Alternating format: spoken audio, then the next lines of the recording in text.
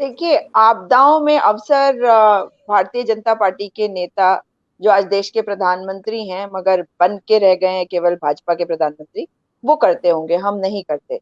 हम देखिए, हमारे साथ जो जो जो बातें अभी आई हैं उसमें मैं एक बात जरूर जोड़ना चाहूंगी कि कल आप लोग में से भी कुछ लोग या मे बी सभी कोई किसी ना किसी और डिबेट में भी रहे होंगे जहां पे आप देखते हैं कि गोदी मीडिया किस तरह के लोगों को बैठाती है, किस तरह से बातें करती है। आप इस बात को मानेंगे कि जिस तरह का नैरेटिव एक मीडिया चैनल चलाता है वैसे ही सब कोई चलाते हैं गोदी मीडिया में। ये क्यों होता है? इसका मतलब है कि वो पूरी प्लानिंग के तहत करते हैं। कल आपने देखा कि ये पूछा गया, मतलब ये कमाल की बात है कि हर चैनल ये पूछ रहा था जो आज आप पूछ रहे हैं राहुल जी, कि राहुल गांधी के साथ खड़े होकर कांग्रेस पार्टी क्या दिखाना चाहती है, चमचागिरी कर रही है। असली मुद्दा जो मैंने शुरुआत में कहा, वो पैसा तो कांग्रेस पार्टी के फंड से गया था।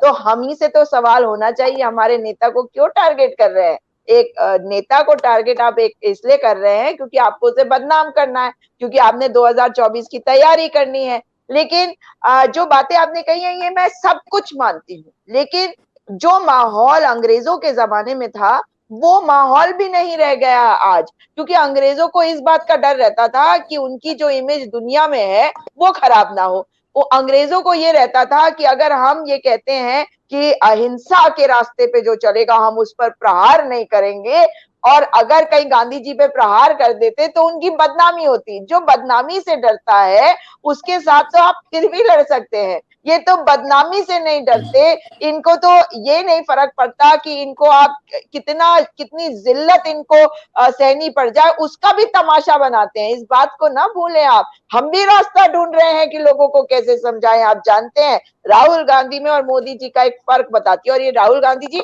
Is the symbol of the Congress party. तो हम सभी शायद उसी तरह के लोग हैं, इसलिए मैं ये बात कह रही हूँ। इसको केवल राहुल गांधी की तरह मत सोचिएगा। जब अभी कैम्ब्रिज में आपने देखा कि उनसे एक सवाल पूछा गया, वे चुप हो गए कुछ समय के लिए। क्यों हुए? वे अपने आप को कंट्रोल कर रहे थे। आपको याद होगा कि जब इंदिरा जी की का असैसिनेशन हुआ, जब राजीव गांधी जी का असैसिनेशन हुआ, या जब संजय गांधी जी का भी की भी मृत्यु हुई थी एक्सीडेंट में, तो आपको याद होगा कि हम सब ने एक बात कही थी कि कितना संयम बरत रही है ये परिवार, अपने आंखों पे चश्मा डाल के अपने आंसू नहीं दिखा रही, अपना तमाशा नहीं बना रही। और यही चीज अगर आज आप सोचें तो आपको समझ में आएगा कि राहुल गांधी जी उस दिन कैम्ब्रिज में अपने आप को कंट्रोल कर रहे थे। भाई, अपने पिता की मौत की अगर याद आ जाए और जिस तरह से उनके पिता की मौत हुई है, तो कंट्रोल करने के लिए कुछ समय तो चाहिए, कुछ सेकंड तो चाहिए। मगर उसका मजाक किसने बनाया? भारतीय जनता पार्टी के नेताओं ने बनाया। पूरी सोशल मीडिया में उनको किस तरह से दिखाया गया। और दूसरी तरफ अगर आप मोदी जी की बात करें तो वो रोने लगते हैं। सबके देश के प्रधानमंत्री, भारत देश के प्रधानमंत्री, इतने बड़े देश के प्रधानमंत्री जाते कहते मेरी माँ कब बर्तन धोती थी। बताइए, ये बातें कहकर रोने वाली बातें हैं? आपको तो कहना चाहिए मेरी माँ ने बर्तन धो के मुझे पाला, लेकिन मैं आज देश का प्रधानमंत्री हूँ मेरी माँ की वजह से, ये कह सकते थे ना। मगर इस बात को कहने की भी क्या जरूरत है? माँ को सड़कों पे खड़ा करना, लाइनों में खड़ा करना और तमाशा बनाना, आप मुझे बताइए इससे लड़ना आसान है? या हम भी यही चीज करें तो हम में और उनमें फर्क क्या रह जाएगा? हम रास्ता ढूंढ रहे हैं। इसका मतलब ये नहीं है कि मैं आपकी बात, किसी भी बात को नकार रही हूँ, आपकी हर बात को मानती हूँ। दूसरी बात, मैं उत्तराखंड से आती हूँ, आपको एक बहुत इंटरेस्टिंग बात बताती हूँ। मैं लोगों के बीच में रहकर काम करती हूँ, और अगर राहुल गांधी जी या हमारे नेता लोगों के बीच में रहकर काम करते रहे हैं तो वो दिखाई नहीं दिया, क्योंकि मीडिया वो दिखाएगी नहीं, उसे नेगेटिव तरीके से दिखाएगी। आपको याद नहीं है, ये हाथरस में गए थे तो कैसी कैसी बातें करी गई थी, मगर हमारे नेता ने डिसाइड कर लिया तो गए।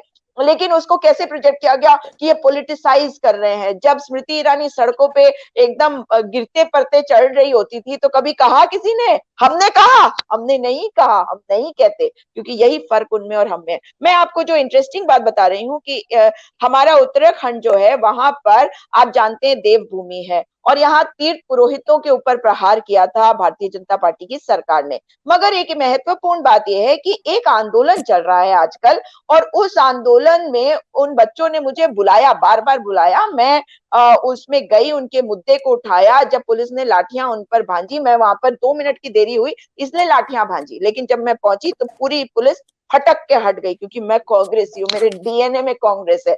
लेकिन उसके बाद देखिए वो बच्चे क्या कहते हैं, वो कहते हैं कि नहीं, हमें विपक्ष को सामने नहीं लाना। आप इस बात को समझिए, क्योंकि भाजपा ने वोटर को अपना काडर बना दिया है, क्योंकि ये गुलामी के रास्ते पे ले जा रहे हैं। क्योंकि अगर वोटर काडर बन जाएगा तो उसको सोचने समझने की शक्ति खत्म करी जाएगी, तब वो, उसके पास वो फ्रीडम नहीं रहेगा, वो अधिकार नहीं रहेगा कि वो सोच सके कि आज मैं भाजपा को वोट दे रहा हूं, कल कांग्रेस को दे रहा हूं, परसों किसको दे सकता हूं, क्योंकि आप काडर बन चुके हैं, आप कार्यकर्ता बन चुके हैं। ये कर रही है भाजपा। तो वो बच्चे जो हैं वो खुद कहते हैं कि हमने बीजेपी को वोट दिया। फिर तुमने मुझे क्यों बुलाया? क्योंकि मैं सामाजिक कार्यकर्ता के नाते भी उन तक पहुंची। कांग्रेस पार्टी को क्यों नहीं बुलाएंगे? याद करिए जो राकेश टिकैत ने किया। राकेश टिकैत नहीं समझ पाए थे कि उनको कमजोर करने के लिए भाजपा ने क्या चाल चली। आपको याद है ना, उन्होंने भी कहा कि किसी भी विपक्ष को हम यहाँ नहीं आने देंगे, क्योंकि हमें पता है कि उनका रुझान पहले भाजपा की तरफ रहा है। और आखिर में भाजपा ने क्या किया, उनके सारे मेन जो लोग थे वो सारे भाजपा ज्वाइन कर लेते हैं। इस बात को समझने की हमें जरूरत पड़ेगी कि भारतीय जनता पार्टी एक तरफ वोटर जो है उसको अपना काडर बना के कमजोर कर रही है, उससे लोकतंत्र कमजोर हो रहा है। दूसरी तरफ विपक्ष से जनता जो है, कितना भी विपक्ष जनता के पास जा रही है, विपक्ष ये जनता ये चाहती है कि विपक्ष उनकी आवाज तो उठाए मगर अपने लेवल पे उठाए, ठीक हमारे है। तक ना आए, हमारा काम भी कर दे पर दिखाई ना दे। ये आप मतलब ये एक बहुत डिफिकल्ट सिचुएशन से मैं निकली हूं। और मैं फिर भी ये ठान लिया है मैंने कि मैं ये कोशिश जरूर करती रहूंगी कि अपने नेताओं को ये बात भी समझाऊं, उन तक ये बात पहुंचाऊं, और पहुंचा भी रही हूं कि हमें इस चीज को तोड़ना पड़ेगा। हमें जनता के बीच में तब भी रहना पड़ेगा, उनके लिए कार्य करते रहना पड़ेगा। देखिए ये है भारतीय जनता पार्टी में। आपको देवस्थानम बोर्ड के बारे में बताती हूँ, जो बहुत ही बड़ा एक मुद्दा था, किसान आंदोलन से भी लंबा चला ये मुद्दा था, और इसमें मैं पर्सनली जुड़ी हुई थी। कोरोना के समय से जब पंडा पुरोहितों ने मुझे अप्रोच किया, उसके बाद से मैं उनके साथ पर्सनली जुड़ी हुई थी, इसलिए पल पल के मूवमेंट के बारे में मुझे पता होता था। वो कहते थे ये धूर्त है, ये नहीं आने चाहिए, और उन्होंने मतलब हर कोशिश करी कि भारतीय जनता पार्टी की सरकार ना बने उत्तराखंड में। फिर भी बनी। क्यों बनी? क्योंकि आखिर में हिंदू मुस्लिम, उन्होंने उत्तराखंड जैसे राज्य में किया जहां कभी नहीं हुआ। उन्होंने मुस्लिम यूनिवर्सिटी की बात कर दी, और आप जानते हैं कि यूनिफॉर्म सिविल कोड के बारे में सबसे पहले जो शुरुआत हुई है वो उत्तराखंड से हुई है। तो हिंदू मुस्लिम जब आप करते हैं ना, जब आप धर्म की चाशनी को घोल देते हैं पॉलिटिक्स में, तो वो एक बहुत खतरनाक एक कंकॉक्शन बन जाता है, जिससे हमें लड़ने के लिए रास्ता ढूंढना पड़ेगा। ऐसा नहीं है कि हम लोगों के साथ नहीं जुड़े हुए, ऐसा नहीं है कि हम लोगों के लिए काम नहीं कर रहे हैं, मगर वो दिख ही नहीं रहा। जो बात आप कह रहे हैं, हमारी बात तो वहां तक पहुंचती है, मगर उस बात को वो माने या उस बात को वो एक्सेप्ट करे, ये चीज जो है वो अभी नहीं हो रही है, लेकिन होगी। मुझे पता है कि बेरोजगारी, महंगाई ऐसे मुद्दे हैं जो तकलीफ देंगे। उत्तराखंड, आखिरी बात कह रही हूँ आपको, उत्तराखंड राज्य में बेरोजगारी चरम पे है। हड़ताल प्रदेश बन चुका है हमारा राज्य। हर जगह आप जो बात कह रहे थे, कॉन्ट्रैक्चुअल मतलब लेबरर्स बना दिया है हमारे पढ़े लिखे बच्चों को, और वे सड़कों पे घूमते रहे हैं। और आज से नहीं, देखिए 2017 में सरकार आई और 2018 से आयुष के छात्र, हमारे 108 के लोग, हमारे तमाम जो पीडब्ल्यूडी में कार्यरत हैं, जो हमारे शिक्षक हैं, जो सरकारी काम करते हैं, जो 4th क्लास एम्प्लॉइज हैं, हमारे सैनिक, मैं आपको अब सैनिकों के बारे में बता रही हूँ। सैनिक कल्याण बोर्ड के मात्र 204 लोगों का इन्होंने 7वां पे कमीशन देने से मना कर दिया। और वो जब देहरादून में आए, मैंने इतनी कोशिश करी कि मेन स्ट्रीम मीडिया आ जाए, हमारे तमाम नेता वहां गए, हम हरीश रावत जी गए, हमारे अध्यक्ष गए, मगर मेन स्ट्रीम मीडिया नहीं आई।